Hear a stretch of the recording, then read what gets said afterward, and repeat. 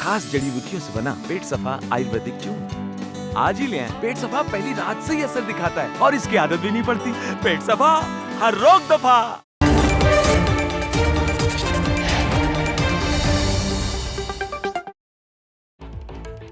नमस्कार, master stroke में आपका बहुत बहुत स्वागत। मैं हूं आपके साथ शोभना यादव।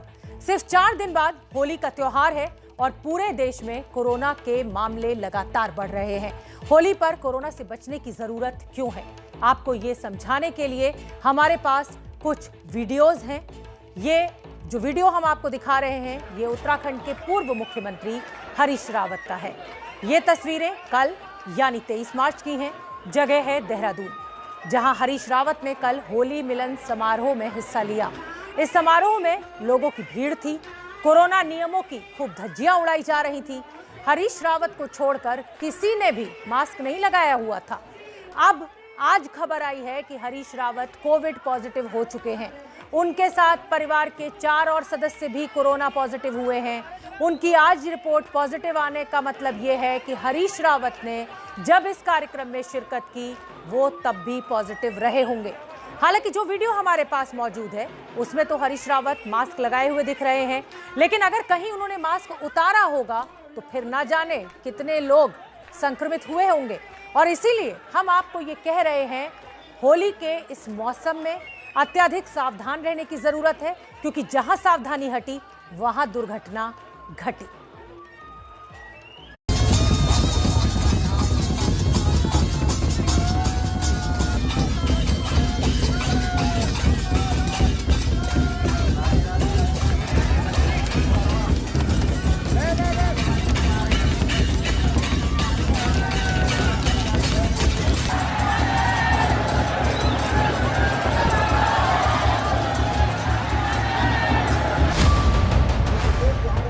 कौन मानेगा कि ये वही देश है जहां हर रोज 40,000 से ज्यादा कोरोना के केस आ रहे हैं।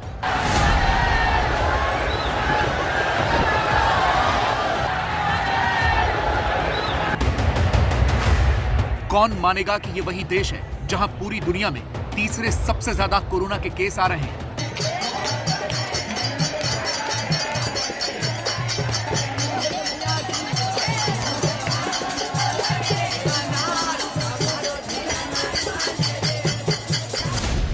लेकिन ये मानना पड़ेगा, क्योंकि कोरोना को आमंत्रण देती हुई ये तस्वीरें एकदम ताजी हैं। अभी अभी मथुरा के बरसाने से आई है, जहां लठमार होली चल रही है।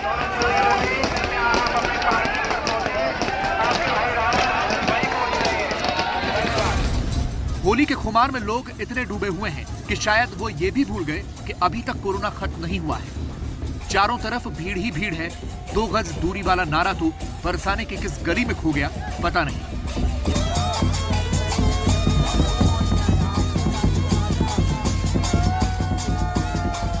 मास्क तो पूछिए ही मत, खोजने से भी नजर नहीं आ रहा।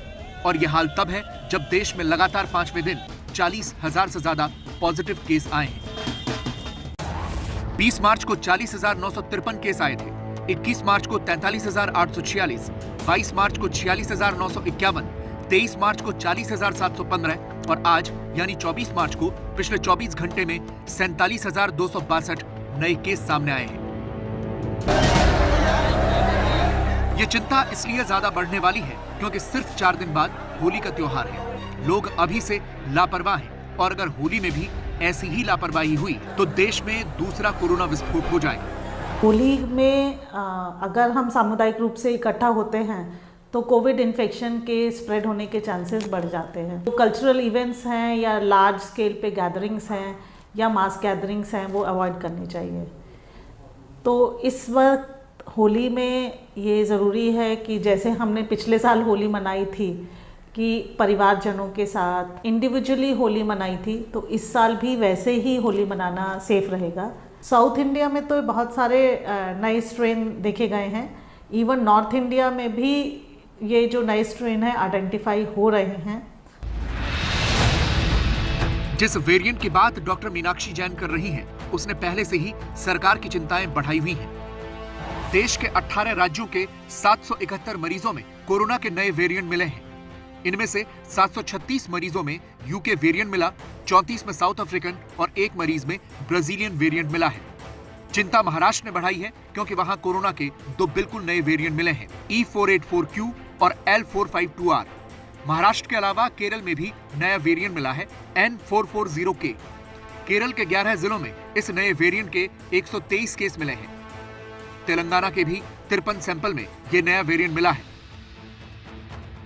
हालांकि स्वास्थ्य मंत्रालय का दावा है कि राज्यों में बढ़ते हुए केसेस का इस नए वेरिएंट से कोई संबंध नहीं है। मैं आपको इसके बारे में ये बताना चाहूंगा कि आज तक कोई भी लिंकेज ऐसा एस्टैब्लिश नहीं कर पाए हम, जिसमें कि हम ये कहें कि ये सर्ज जो हमें विभिन्न शहरों में देखने को मिल रही है, इसका कारण डायरेक्टली सिर्फ म्यूटेशन है। जिन शहरों में हमारा ससेप्टेबल पॉपुलेशन का पूल बड़ा है, उन पॉपुलेशन को जब भी वो कोविड अप्रोप्रिएट बिहेवियर से अपने आप को अपना गार्ड लोअर करेंगे या अपने आप को उसके ये सोचेंगे कि अब ये पेंडेमिक फैटिग आ गया, हम ये मास्क वास्क नहीं पहने, अब तो सब कुछ खत्म हो गया, तब जब भी उनका वायरस से एनकाउंटर होगा उनको इन्फेक्शन होगा।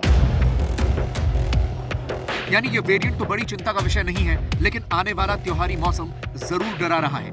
इसीलिए आज स्वास्थ्य मंत्रालय की तरफ से सभी राज्यों को एक चिट्ठी लिखी गई, जिसमें कहा गया है कि बहुत सख्ती से यह सुझाव दिया जा रहा है कि होली, शब-ए बारात, बिहू, ईस्टर और ईद उल फितर जैसे त्योहारों को देखते हुए राज्य अपने स्तर पर रोक लगा सकते हैं और ज्यादा संख्या में भीड़ जमा होने पर भी कुछ प्रतिबंध लगा सकते हैं। इससे पहले बढ़ते हुए कोरोना के मामलों को रोकने के लिए केंद्रीय गृह मंत्रालय की तरफ से कल एक आदेश जारी किया गया था। गृह मंत्रालय का यह आदेश 1 अप्रैल को लागू होगा और 30 अप्रैल तक रहेगा। इसके तहत राज्यों को कुछ सुझाव भी दिए गए हैं। राज्यों से कहा गया है कि कोरोना के बढ़ते मामलों को देखते हुए वो ये सुनिश्चित करें कि लोग कोरोना के प्रोटोकॉल का पालन करें। मास्क नहीं पहनने और सोशल डिस्टेंसिंग का पालन नहीं करने पर जुर्माना वसूलने को भी कहा गया है। राज्यों को टीकाकरण अभियान में तेजी लाने को कहा गया है। राज्यों को RT-PCR टेस्ट को 70% तक करने को कहा गया है। जहां कोरोना के ज्यादा केसेस हैं, वहां कंटेनमेंट जोन बनाने को भी कहा गया है।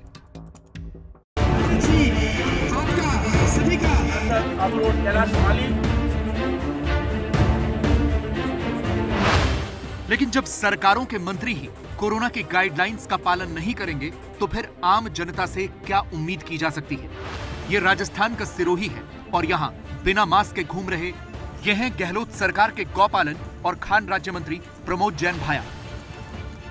मंत्री जी का स्वागत सत्कार चल रहा है। वो 2 दिन के लिए सिरोही आए थे और इस दौरान उन्होंने करीब दर्जन भर कार्यक्रमों में शिरकत की, लेकिन कहीं भी मास्क नहीं लगाया। तस्वीर बदलती गई, जगह बदलती गई, लेकिन मंत्री जी क्या, उनके आसपास के किसी भी नेता ने मास्क नहीं लगाया। ऐसा नहीं है कि यह हाल सिर्फ राजस्थान के मंत्री का हो। यह उत्तर प्रदेश सरकार के श्रम मंत्री स्वामी प्रसाद मौर्य हैं। जालौन के उरई में मुख्य अतिथि बनकर आए हैं। पूरे कार्यक्रम में घंटों तक मंत्री जी मौजूद रहे, लेकिन ना तो सोशल डिस्टेंसिंग का पालन किया और ना ही मास्क पहना। मंत्री जी तो ऐसे आश्वस्त लग रहे थे जैसे उत्तर प्रदेश कोरोना मुक्त हो गया हो। हैरानी तो तब हुई जब मंत्री जी खुद कोरोना की रोकथाम को लेकर किए गए अपनी सरकार के कामकाज गिनाने लगे। पहले भी जब पूरे विश्व में कोरोना महामारी का भयंकर बाढ़ आया था, तो हमारे देश ने और देश में भी उत्तर प्रदेश ने सबसे ज्यादा प्रिकॉशन बरता, सबसे ज्यादा सावधानी बरती और उसी का नतीजा हुआ कि सबसे कम मौतें हमारे उत्तर प्रदेश में हुई थी। इस बार भी उस गाइडलाइन का मुस्तैदी से पालन कराया गया। इसके बाद पत्रकारों ने पूछ ही लिया कि आपने तो खुद गाइडलाइंस का पालन नहीं किया, ना ही मास्क पहना हुआ है। इस सवाल पर मंत्री जी हड़बड़ा गए, बोले बोलते हुए मास्क तो उतारना ही पड़ता है। गाइडलाइंस जारी होने के बावजूद भी कार्यक्रमों में देखा जा रहा है कि सोशल डिस्टेंसिंग आपने देखा होगा हमारे जितने मजदूर थे सभी मास्क में थे। नहीं, इसलिए कि बोलते वक्त मास्क उतारना ही पड़ता है और इसलिए जब हम रास्ते में चलते हैं, भीड़ में जाते हैं तो मास्क रहता है, मंच पर आते हैं बोलने के वक्त मास्क जेब में चला जाता है। हो सकता है कि राजस्थान और उत्तर प्रदेश के लोगों और मंत्रियों में ये लापरवाही इसलिए नजर आ रही है क्योंकि ये दोनों राज्य कोरोना के मामलों में टॉप 5 राज्यों में शामिल नहीं हैं। पिछले 24 घंटों में कोरोना के सबसे ज्यादा केस महाराष्ट्र में आए हैं, 28,669। इसके बाद पंजाब में 2,254 केस आए, फिर कर्नाटक में 2010 और चौथे नंबर पर छत्तीसगढ़ है। जहां 1910 केस आए हैं। पंजाब हमारे लिए चिंता का विषय इसलिए है कि अपनी कुल जनसंख्या के अनुपात में पंजाब में बहुत अधिक संख्या में नए केसेस रिपोर्ट हो रहे हैं। इनफैक्ट पिछले 24 घंटों में पंजाब में जो केसेस रिपोर्ट हुए 2000 से ज़्यादा, वो उसको महाराष्ट्र के बाद नए केस रिपोर्ट करने में दूसरे नंबर पर ले आते हैं। सबसे ज्यादा चिंता का विषय है देश में एक्टिव केस का बढ़ना। देश में 3,68,000 से ज्यादा एक्टिव केस हैं। ये इसलिए महत्वपूर्ण है क्योंकि ये फरवरी में 1,36,000 तक पहुंच गए थे, जो फिर बढ़ गए हैं। सबसे ज्यादा एक्टिव केस महाराष्ट्र में है 2,30,641। देश के सबसे ज्यादा एक्टिव केस वाले 10 जिलों में से 9 महाराष्ट्र के हैं। इसीलिए होली को बहुत संभल कर मनाने की जरूरत है। ऐसा ना हो कि होली के बाद कोरोना की ऐसी लहर आए कि फिर किसी से भी ना संभले। तो चलिए कोरोना के बाद अब आगे बढ़ते हैं और बात बिहार विधानसभा की करते हैं। किसी बिल पर सत्ताधारी पार्टी से विपक्ष का मतभेद होना तो आम है, लेकिन उस बिल पर मतभेद इतना बढ़ जाए कि लात घूंसे की नौबत आ जाए तो ये बात परेशान जरूर करती है। मंगलवार को बिहार विधानसभा में ऐसे ही हालात पैदा हो गए थे। नीतीश सरकार के एक बिल का विरोध कर रहे आरजेडी और कांग्रेस विधायक सदन के बाहर फेंके जा रहे थे। लेकिन ये जंग क्यों हुई, क्या है पूरा मामला, जानने के लिए देखिए मास्टर स्ट्रोक की हमारी ये रिपोर्ट। आज का दिन जो है काला दिन के रूप में देश जनता याद करेगी। पीटते हुए विधायकों को ले जा रही है, ये सीधे तौर पे विधायकों को पीटा गया यहाँ पे। 1, 2, 3, 4 गिनती बढ़ती रही और बिहार विधानसभा के बाहर एक एक करके तमाम विधायक सदन की इन सीढ़ियों से खींचते हुए बाहर फेंके जाते रहे। ये सरकार महिला समर्थक थोड़े, महिला सशक्तिकरण का ढोंग रचने वाली सरकार। जिन विधायकों को बिहार विधानसभा के अंदर से घसीटते हुए पुलिस बाहर फेंक रही थी, उनमें महिला विधायक भी शामिल थे। हम लोग सदस्य हैं, हम लोग माननीय हैं, हम लोग माननीय जो अपमान हो रहा है। हम लोग को जनता यहाँ पे भेजी है क्या, भजन करने के लिए? हम लोग साधु हैं, अब काला कानून लाइएगा, हम विरोध नहीं करेंगे। और ये सारा इशारा कार्रवाई मुख्यमंत्री द्वारा की गई। नीतीश कुमार जी समाजवादी के नाम पे कलंक है। तस्वीर देख रहे हैं आप, देखकर लगता है कि किसी अपराधी को पुलिस पकड़ रही है, काबू में करने के लिए मार रही है, पर पुलिस से पिटते ये कोई अपराधी नहीं बल्कि जनता के चुने हुए माननीय विधायक हैं।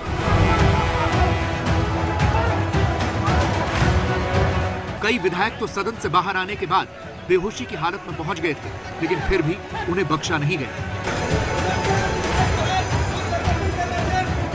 बिहार विधानसभा में जब हंगामे का यह हाहाकार मचा हुआ था, तब एबीपी न्यूज विधानसभा परिसर के बाहर ही मौजूद था। सुनिए उन विधायकों का दर्द जिनके साथ ये सलूक हुआ। अब राजतंत्र भी खत्म हो गया, पुलिस तंत्र आ गया है। अब किसी का इज्जत नहीं है, न बेटी हो, न बहू हो, न कोई हो। कई विधायकों को चोटें आईं, अस्पताल में उनका इलाज चल रहा है। बिहार के नेता प्रतिपक्ष तेजस्वी यादव ने घायल विधायकों की तस्वीर ट्वीट करते हुए लिखा, तेरी तानाशाही और तेरे अत्याचार का हिसाब करेगा, आंदोलन में बहा लहू एक एक कतरा इंसाफ करेगा। तेजस्वी ने जो तस्वीरें ट्वीट की, उनमें घायल विधायकों के सिर से खून निकल रहा था, पेट से पीठ तक गहरी चोटों के निशान थे। नीतीश कुमार जी पुलिस को सशक्त नहीं, पुलिस को गुंडा बनाना और रंगदार बनाने का काम कर रहे इस कानून से। ये क्या तानाशाही है कि नहीं है? ये तो हिटलरशाही है ना। अभी क्या करेंगे? सदन में बैठ के मुख्यमंत्री झूठ बोल रहा है। इतना बड़का झूठा पार्टी बीजेपी को कहते हैं, उससे बड़का झूठा ही है।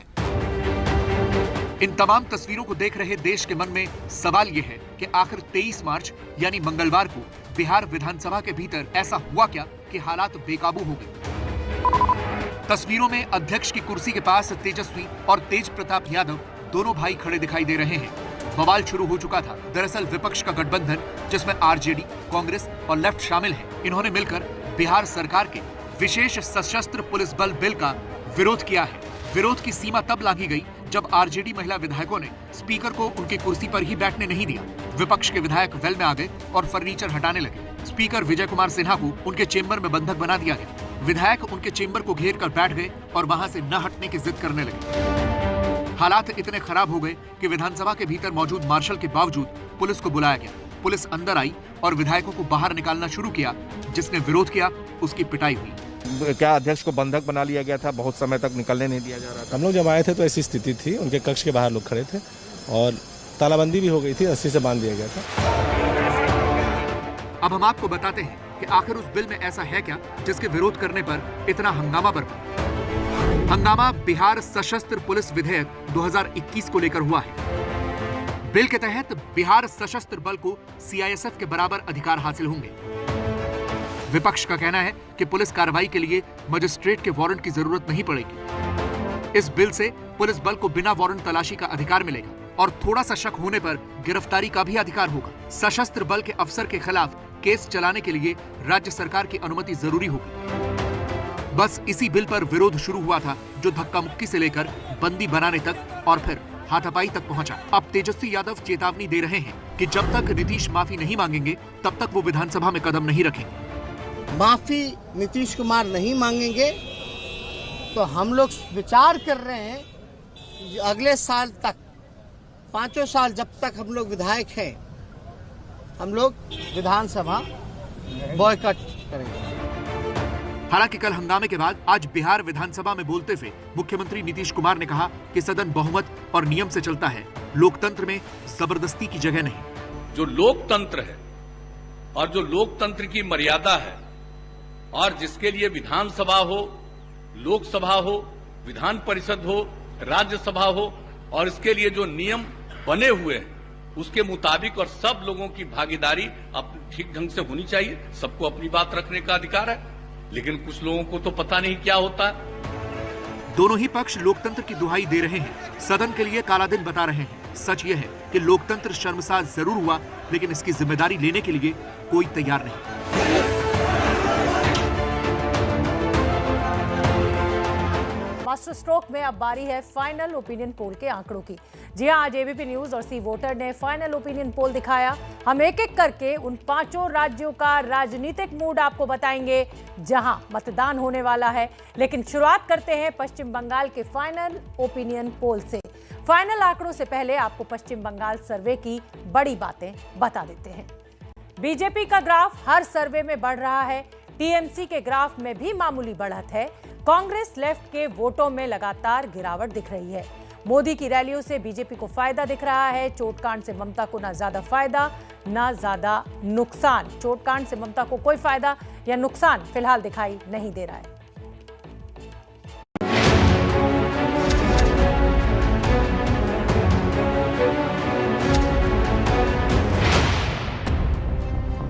टीवी स्क्रीन पर पश्चिम बंगाल के फाइनल ओपिनियन पोल के मुताबिक बन रही राजनीतिक तस्वीर मौजूद है। सी वोटर के सर्वे के मुताबिक बंगाल की 294 विधानसभा सीटों में ममता बनर्जी की टीएमसी के खाते में 152 से 168 सीटें, बीजेपी को 104 से 120 सीटें मिलने का अनुमान है, जबकि कांग्रेस और लेफ्ट के गठबंधन को 18 से 26 सीटें मिल सकती हैं। पश्चिम बंगाल के वोट प्रतिशत की बात करें तो टीएमसी और बीजेपी के बीच मुकाबला दिलचस्प होता दिखाई दे रहा है। टीएमसी को बंगाल के 42% वोट मिलने का अनुमान है, जबकि बीजेपी को 37, यानी 5% वोट का फर्क। कांग्रेस और लेफ्ट के हिस्से 13% वोट जाते दिख रहे हैं। 8% वोट अन्य के खाते में जा सकता है। पश्चिम बंगाल के बाद असम के आंकड़े देखिए।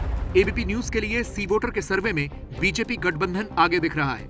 असम की 126 विधानसभा सीटों में बीजेपी गठबंधन को 65 से 73 सीटें मिलती दिखाई दे रही हैं। कांग्रेस गठबंधन को 52 से 60 सीटें मिलने का अनुमान है, जबकि अन्य के खाते में 4 सीटें जाती दिख रही हैं। फाइनल ओपिनियन पोल में केरल में किसकी सरकार बन रही है? 140 विधानसभा सीटों वाले केरल में एलडीएफ को 71 से 83 सीटें मिलने का अनुमान है।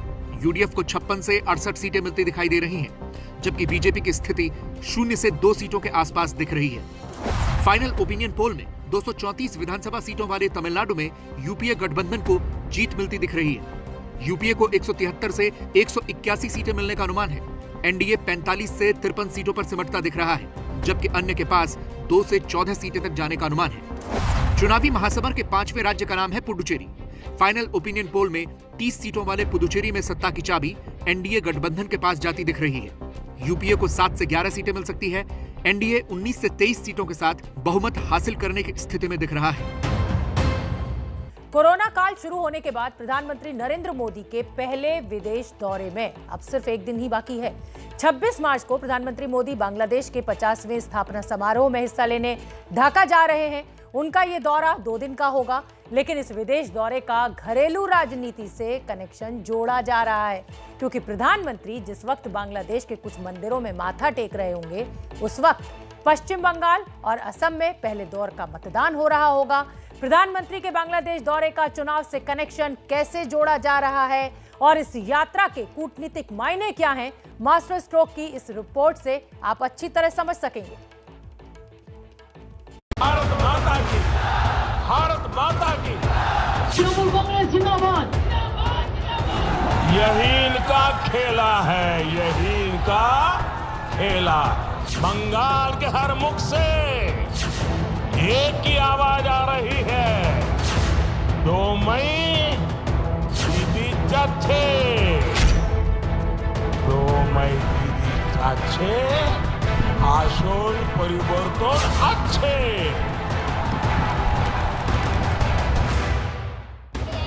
पश्चिम बंगाल में 2 मई को कमल खिलाना कितना मुश्किल है, ये बीजेपी भी अच्छी तरह से जानती है। इसलिए ममता बनर्जी के मजबूत किले को ढहाने के लिए प्रधानमंत्री मोदी के नेतृत्व में बीजेपी के सभी सेनापति मोर्चा संभाले हुए हैं।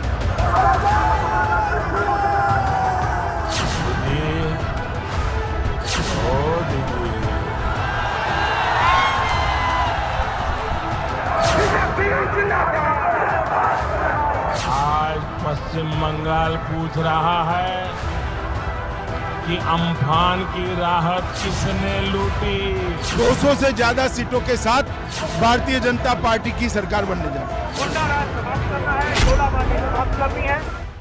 पूरे चुनाव प्रचार में बीजेपी ने ममता के खिलाफ हर हथियार का इस्तेमाल किया, लेकिन पहले चरण की वोटिंग के दिन एक और तुरुप का इक्का चलने की तैयारी है। उस दिन प्रधानमंत्री नरेंद्र मोदी बांग्लादेश में होंगे। पीएम मोदी 26 और 27 मार्च को बांग्लादेश के दौरे पर जाएंगे। कोरोना काल में पीएम मोदी की ये पहली विदेश यात्रा है। प्रधानमंत्री मोदी बांग्लादेश की आजादी के 50 साल पूरे होने और बांग्लादेश के संस्थापक शेख मुजीबुर रहमान की जन्मशती समारोह में हिस्सा लेने जा रहे हैं। Both countries are commemorating 50 years of the establishment of diplomatic ties this year. India, as you're aware, was one of the first countries to recognize Bangladesh in 1971. वैसे तो प्रधानमंत्री का ये विदेश दौरा है, लेकिन इसका पश्चिम बंगाल के चुनाव से भी कनेक्शन जुड़ता है, जिसे समझने के लिए पहले पीएम के बांग्लादेश दौरे के पूरे कार्यक्रम को समझना होगा। प्रधानमंत्री नरेंद्र मोदी 26 मार्च को बांग्लादेश पहुंचेंगे और उसी दिन बांग्लादेश मुक्ति संग्राम के समारोह में शामिल होंगे। अगले दिन प्रधानमंत्री मोदी ओरकांडी में मतवा मंदिर के दर्शन करने जाएंगे। इसके अलावा वो सतखीरा में सुरेश्वरी काली मंदिर में भी माथा टेकेंगे। प्रधानमंत्री मोदी के 27 मार्च के ही कार्यक्रम को पश्चिम बंगाल के चुनाव से जोड़ा जा रहा है। 27 मार्च का दिन कई मायनों में इस लिहाज से महत्वपूर्ण होगा क्योंकि प्रधानमंत्री बहुत सटल मैसेज, कुछ अनकहे संदेश देने की कोशिश करेंगे।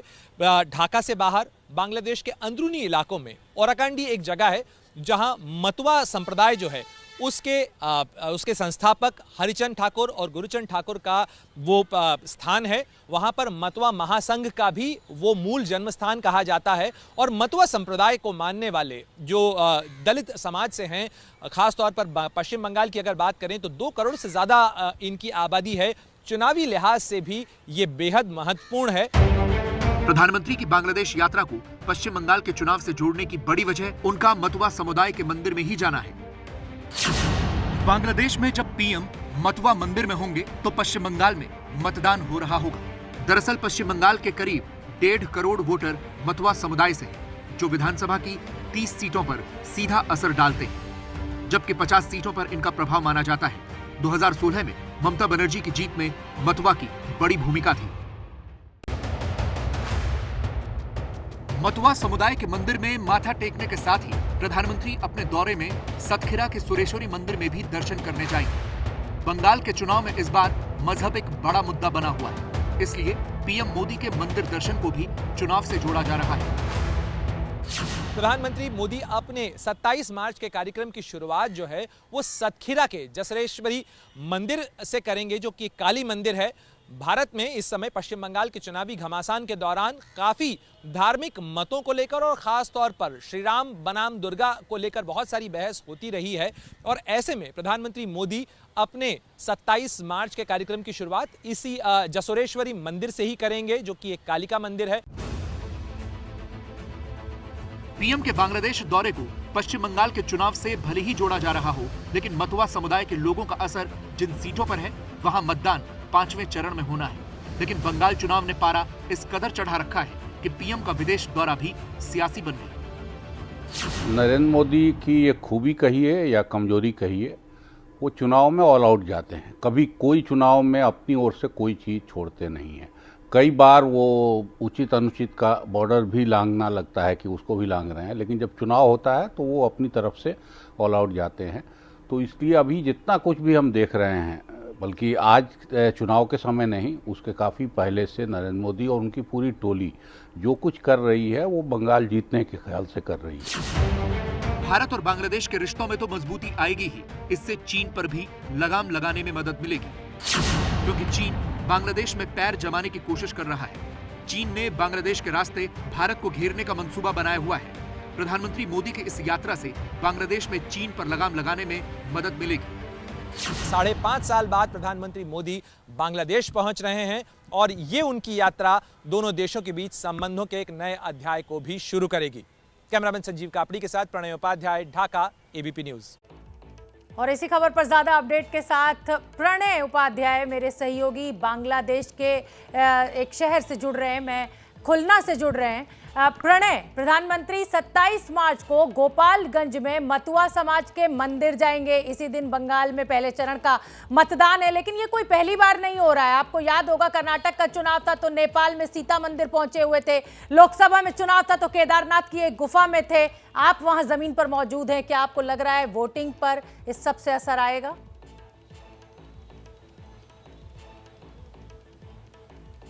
देखिए, वोटिंग पर असर होगा कि नहीं होगा ये तो पश्चिम बंगाल के मतदाता या असम के मतदाता तय करेंगे शोभना, लेकिन निश्चित रूप से प्रधानमंत्री की कोशिश मैसेज देने की है। और अगर वो सतखीरा के जसोरेश्वरी काली मंदिर में जाते हैं या वो ओराकांडी के मतुआ महासंघ के मंदिर में ठाकुरबाड़ी में जाते हैं तो इसके निश्चित रूप से धार्मिक ही नहीं बल्कि राजनीतिक मायने हैं। राजनीतिक मायने इस लिहाज से हैं क्योंकि मतुआ दोनों देशों के बीच में साझी विरासत भी है और साथ साथ पश्चिम बंगाल और असम के इलाकों की अगर बात करें तो खासतौर पर पश्चिम बंगाल की ही अगर हम बात करें तो उत्तरी 24 परगना, दक्षिणी 24 परगना, न्यू जलपाईगुड़ी, नादिया, इन तमाम जिलों के अंदर कई सीटें ऐसी हैं जहां मतुआ मत जो हैं वो निर्णायक हैसियत रखते हैं। तो निश्चित रूप से उनकी कोशिश ये संदेश देने की है, खास तौर पर क्योंकि बीजेपी ने यह वादा किया था कि सीए एनआरसी लागू होगा जिसका लाभ मतुआ संप्रदाय के मानने वालों को, इन मतावलंबियों को मिलेगा जो बांग्लादेश से भारत पहुंचे हैं। तो ऐसे में चुनाव के समय कहीं उनका कोई मोहभंग न हो या उन्हें एक आश्वासन देने की कोशिश होगी और निश्चित रूप से इसका असर कम से कम यहां बांग्लादेश में तो देखने को मिलता है। मतुआ समाज की जिस तरीके से प्रतिक्रिया है, जिस तरीके से उनका यहां पर स्वागत की तैयारियां की जा रही हैं, जिस तरीके की प्रतिक्रिया सुनने को मिल रही है, खासतौर पर मतुआ महासंघ के अध्यक्ष से जब हमने बात की तो उन्होंने भी कहा कि पूरा मतुआ समाज इस चीज को लेकर बहुत खुश है कि जिस तरीके से भारत के प्रधानमंत्री ने बांग्लादेश के इस अंदरूनी इलाके के अंदर आकर एक संदेश देने की कोशिश की है, मतुआ संप्रदाय से जुड़ने की कोशिश की है, उनके घर आने की, ठाकुरबाड़ी उनका जो पूजनीय स्थल है वहां पर आने का कार्यक्रम बनाया है। जी शोभना। बिल्कुल, ममता बनर्जी के लिए ये मतुआ समाज का वोट ही बेहद निर्णायक रहा था और शायद यही कोशिश अब प्रधानमंत्री के द्वारा है कि इस मतुआ समाज के वोट को साधा जा सके। प्रणय, मैं आपसे समझना चाहूंगी, चीन की अगर बात करें तो चीन बांग्लादेश के जरिए भारत को घेरने की कोशिश में है। क्या प्रधानमंत्री की इस यात्रा का कुछ असर आप होते हुए देख रहे हैं? चीन इसको कैसे लेगा?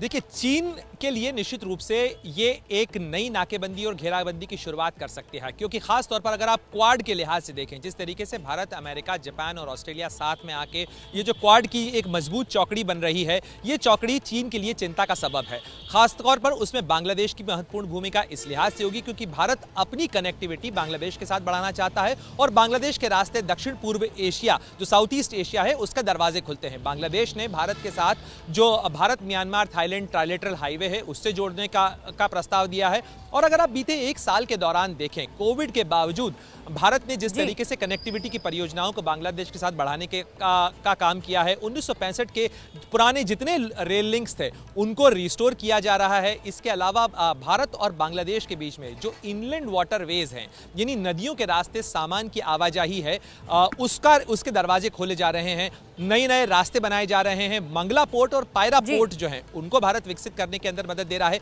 तो ये जो सारी कनेक्टिविटी की परियोजना है, ये रणनीतिक रूप से भी भारत को भी मजबूत करती हैं, न केवल आर्थिक संभावनाएं दोनों देशों के बीच में मजबूत करती हैं, बल्कि रणनीतिक तौर पर भी अगर देखें शोभना हम, तो ये इस पूरे इलाके को, खासतौर पर बंगाल की खाड़ी के अंदर भारत की पैठ को और ज्यादा मजबूत करती हैं। चलिए अब बात करते हैं एक राष्ट्रीय हॉकी खिलाड़ी की, जो इन दिनों अपना खेल छोड़कर फुटपाथ पर बैठा है क्योंकि हालात ने उसे बेघर कर दिया है।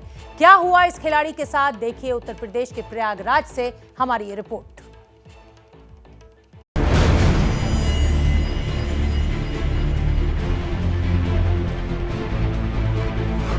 गले में लटके ये दर्जनों मेडल, हाथ में जीती हुई ट्रॉफियां और अनेकों सर्टिफिकेट लेकर भी सड़क पर बैठने को मजबूर, यह है नेशनल हॉकी प्लेयर मोहम्मद तालिब। देश के लिए कई नेशनल टूर्नामेंट खेल चुके तालिब को इस तरह सड़क पर इसलिए आना पड़ा क्योंकि उनका आशियाना छीन लिया गया।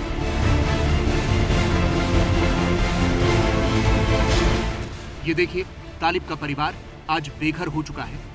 घर का सारा सामान सड़क किनारे फुटपाथ पर पड़ा है। परिवार परेशान है कि अब जाएं कहां और रहें कहां।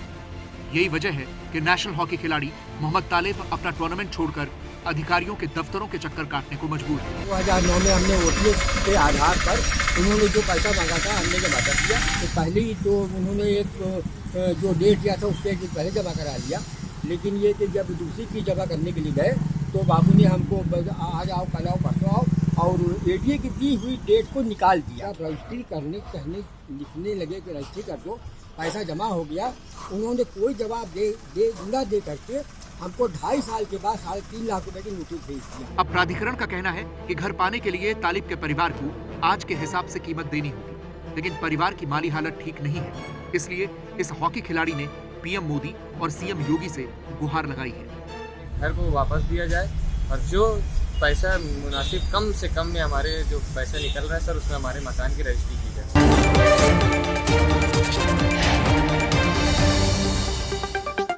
अरे भैया, तुम्हें कब्ज है क्या? लोग ऐसी गंभीर समस्या को हंसी मजाक में उड़ाते हैं। कब्ज कहने के लिए तो एक समस्या है, पर 1000 बीमारियों की जड़ है। इसे इग्नोर न करें। खास जड़ी बूटियों से बना पेट सफा आयुर्वेदिक च्यून आज ही ले आएं। पेट सफा पहली रात से ही असर दिखाता है और इसकी आदत भी नहीं पड़ती। पेट सफा, हर रोग दफा।